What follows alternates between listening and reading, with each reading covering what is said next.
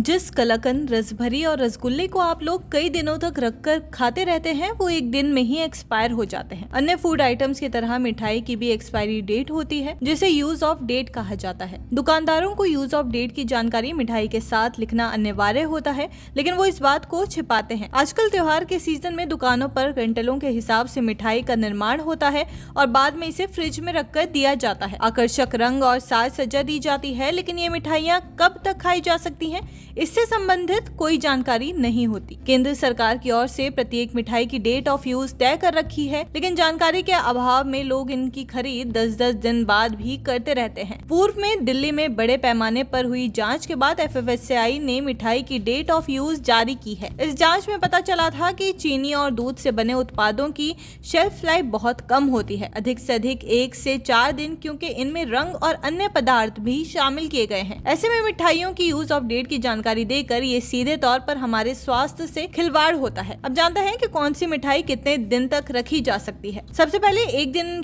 में जो एक्सपायर हो जाती है उन मिठाइयों की बात कर लेते हैं।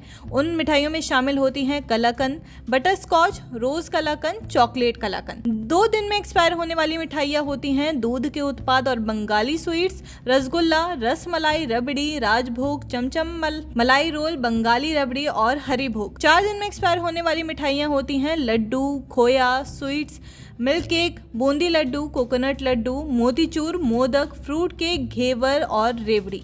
7 दिन में एक्सपायर होने वाली मिठाइयों में शामिल होती हैं घी और ड्राई फ्रूट वाली, काजू कतली, गुड़ पारा, शाही लड्डू, मंगू बर्फी, आटा लड्डू, ड्राई फ्रूट गुजिया, मोती बूंदी लड्डू, काजू केसर बर्फी, काजू रोल, खजूर, बेसन बर्फी, बालूशाही, काजू अंजीर, अंजीर केक और काजू से बने अन्य मिठाइयाँ।